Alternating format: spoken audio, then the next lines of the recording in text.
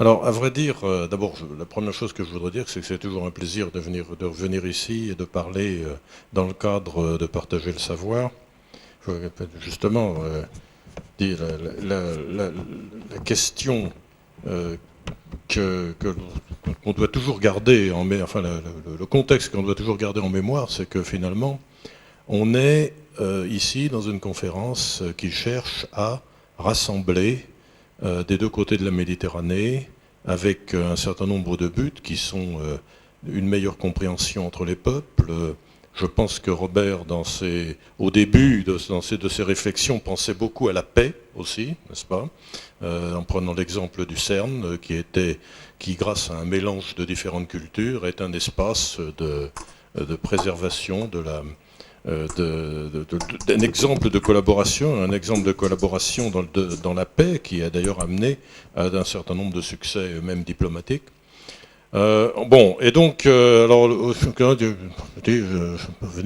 venir, je me dis, il faut quand même parler de quelque chose, et j'avais proposé à Robert de parler de Open Innovation dans un contexte que je connais un peu, hein. Il m'a dit non, finalement, ça serait mieux que tu sois dans la session réduire la pauvreté. Et effectivement, quand on y réfléchit, c'est difficile aujourd'hui de vouloir réduire la pauvreté sans parler en même temps d'innovation.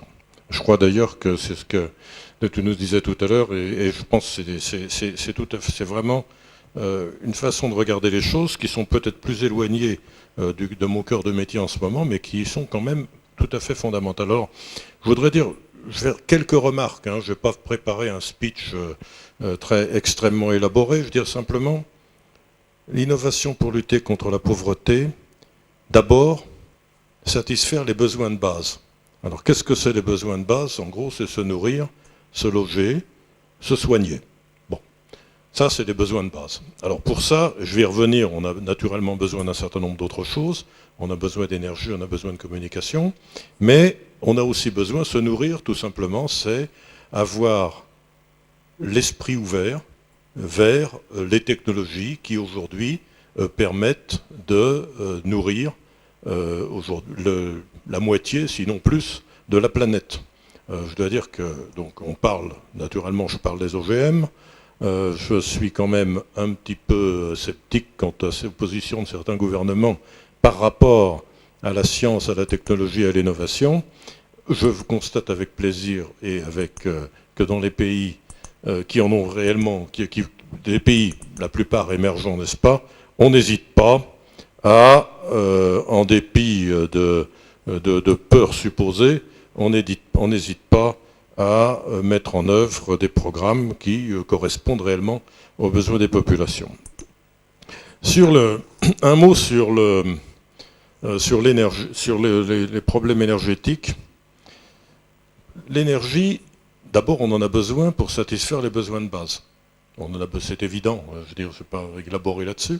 On en a besoin ensuite pour d'autres besoins, qui sont des besoins qui correspondent à la satisfaction d'un certain nombre de choses qui peuvent paraître superflues, mais qui correspondent à la qualité de la vie. Je crois que ce qui est vraiment important là, c'est de voir que dans les pays qui aujourd'hui ne disposent pas d'infrastructures énergétiques importantes, puissantes, avec des réseaux et des grilles très élaborées, eh bien, on assiste à des innovations qui sont des innovations dans la décentralisation de la production d'énergie. Je crois que vous en avez parlé hier. Donc, décentralisation de la production d'énergie, des réseaux qui sont peut-être moins puissants que ceux qu'on peut voir en Europe, enfin essentiellement en Europe, hein, d'ailleurs, parce que la qualité des réseaux aux États-Unis ou en Chine n'est pas particulièrement excellente. Donc en Europe, disons en Europe et au Japon. Hein. Bon, donc ça, encore une fois, là, on a un saut qui se fait vers des formes de production d'énergie qui sont différentes de celles qu'on a connues. C'est-à-dire, autrement dit, l'innovation dans le développement, ça n'est pas recopier ce qu'on fait la plupart du temps.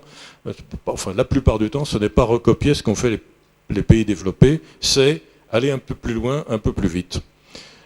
Sur la communication, juste un mot sur la communication, parce que c'est un exemple assez typique. Puis aujourd'hui, les smartphones dans les pays émergents, ont détrôné totalement les installations fixes.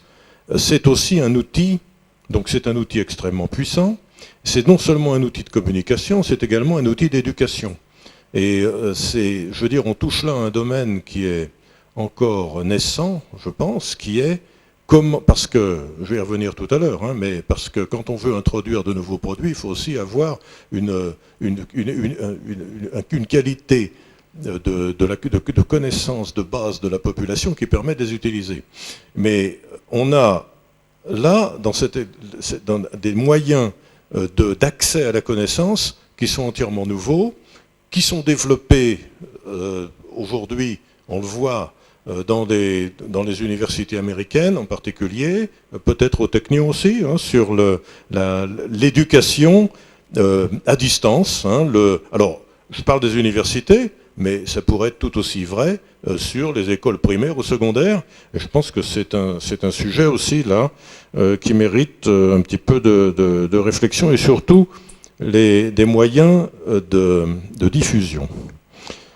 Alors, quand je parle de saut quantitatif, et je ne veux pas être accusé de dire qu'on néglige... Qu'est-ce qui s'est passé là? On néglige les aspects environnementaux, parce que là aussi, il ne s'agit pas de répéter des erreurs qui auraient pu être faites dans certains pays industrialisés.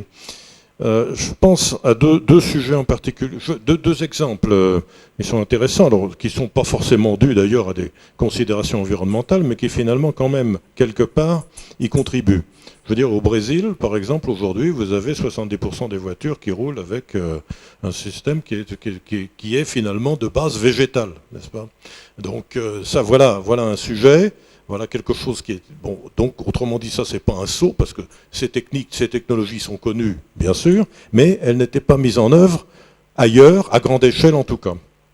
Donc, voilà une façon de voir, disons, là encore, dans des applications transport, on fait un saut vers une technologie nouvelle qui n'est pas utilisée jusqu'à maintenant, mais qui a beaucoup d'avantages dans certains contextes.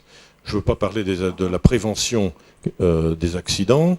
Je crois que Muriel en a parlé quand elle a parlé de la prévention des séismes, etc. Je veux dire, là encore, on touche une diffusion, la possibilité d'accéder à des systèmes qui permettent, dans toute région du monde finalement, d'avoir des systèmes et grâce au progrès qu'on fait en communication, d'avoir des systèmes qui permettent une meilleure prévention de beaucoup de sujets extrêmement qui peuvent résulter dans des accidents extrêmement coûteux en vie humaine et finalement également en besoins financiers. Alors, puisqu'on parle de finances, juste un mot sur les financements, parce que c'est bien gentil de vouloir de dire, bon, il faut de l'innovation, etc. Il faut trouver aussi, l'innovation, elle devrait être aussi dans les moyens financiers qu'on peut mettre en œuvre pour satisfaire les besoins des pays émergents. Alors, c'est un sujet que personnellement, je ne suis absolument pas spécialiste, n'est-ce pas, mais j'en connais à la fois le besoin et un certain nombre de réalisations. Il faut des moyens innovants qui permettent finalement l'investissement initial avec un retour sur investissement qui ne doit pas être négligeable, bien au contraire, mais qui doit normalement pouvoir s'étaler dans le temps. Juste deux remarques encore pour lancer la discussion. Au départ, quand je voulais parler d'Open Innovation, qu'est-ce que c'est que l'Open Innovation? C'est l'innovation collaborative finalement. C'est le collaboratif entre les sociétés qui font de la recherche, entre les universités, entre disons la société civile d'une façon générale, les gens qui sont capables de contribuer. Et ça veut aussi dire une approche collaborative du développement des capacités de recherche et développement dans les universités de pays émergents. Et il y a beaucoup d'exemples. Hein. Alors, donc c'est, je veux dire, développement des capacités de recherche et développement, parce qu'il faut qu'au bout du compte, on arrive à une certaine égalité de, non pas égalité de contribution. Hein. Naturellement, dans certains cas, on en est encore très loin, mais il faut se placer dans cette perspective-là. C'est-à-dire qu'aujourd'hui, les collaborations qui peuvent paraître se faire à sens unique doivent être orientées pour développer la base à partir de laquelle elles seront productives des deux côtés. Un dernier mot sur les sociétés industrielles et de services. Il faut, je sais que là, je vais dire quelque chose qui ne se réalise pas systématiquement, loin de là. Mais quand on s'installe dans de nouveaux marchés, il faut avoir en tête que la vision du co-développement, hein, c'est-à-dire en fait, on apporte quelquefois, tout d'abord, on a une certaine expertise qui est disponible. On apporte du travail à cette expertise et on s'attend à ce que cette expertise ensuite contribue au développement de la société. Alors je prends un exemple dans la collaboration d'une société que je préside, Valeo, sur le fait que nous avons installé près du Caire un grand centre de développement de logiciels où nous avons trouvé les gens appropriés et qui aujourd'hui font l'essentiel des développements de logiciels qui servent dans les voitures connectées et autres systèmes d'intérêt pour nous. Le même genre d'expérience, nous le ferons au Maroc. Je sais qu'une autre société, ST Microelectronics, a également financé la formation de techniciens supérieurs pour ses besoins propres, mais également pour les besoins de façon beaucoup plus large de la communauté, d'une communauté de techniciens supérieurs en électronique au Maroc. Donc vous voyez, je pense que ces investissements qui peuvent paraître a priori pour une société quelquefois un peu éloignée de son objet social, sont au contraire tout à fait importants, d'une part pour améliorer sa vision globale des cultures, et d'autre part aussi pour finalement s'implanter, développer les élites qui plus tard pourront être ses meilleurs ambassadeurs dans les pays où on s'installe. Voilà, j'ai été un peu long, c'est quelques pistes de réflexion, c'est loin d'être loin d'être des conclusions ou des solutions. Merci.